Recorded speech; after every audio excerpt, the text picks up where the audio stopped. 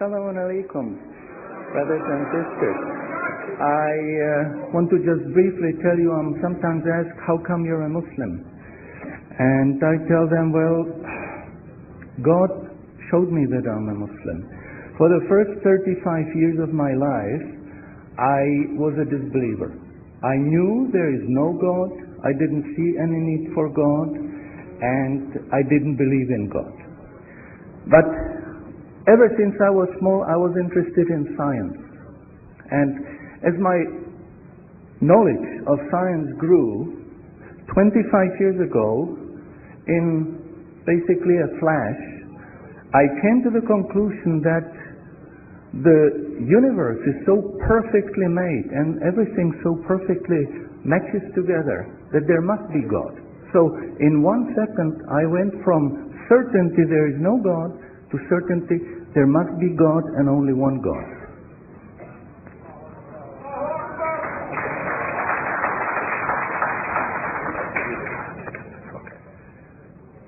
So I accepted there is God. I said, Ashhadu an la ilaha illallah. But I was not looking for a religion. I thought all religions are wrong. Christians say this is one. The Jews said, Jews are chosen people, and if you're not Jew, you're not chosen. And about Islam, I only had negative information. But I didn't want to stay ignorant about religions. So I said, okay, I read Bible. And I saw in the Bible there are places which you know come from God. You feel it in your heart. But you see there are places which come from man. Because this page says something that is opposite to the thing that was said a few pages ago. So I knew that Bible was written by man many years after the prophets.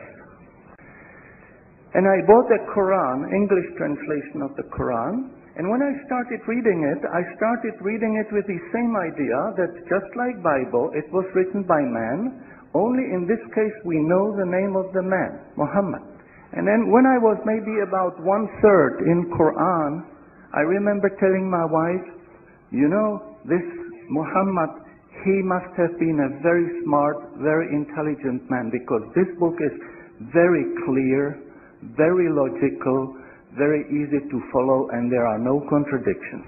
But then as I read later, I suddenly saw a scientific fact which I knew was only discovered in the 20th century.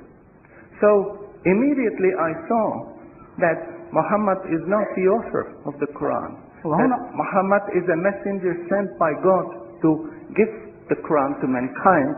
I saw, MashaAllah, Muhammad Rasulullah. So I said, MashaAllah, I'm a Muslim. And people asked me, well, how did you react? You said you heard bad things about Muslims, you didn't know anything about them. How did you react? Did you want to be Muslim? And I said, I had no choice. Because when I was born, I was a baby. I didn't know I'm different from my mother.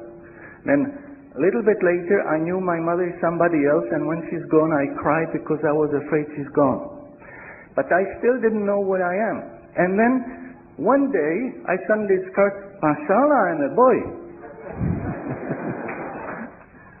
And nobody asked me, what did you do? Did you want to be a boy? No, because we know we don't have a choice. God makes us this.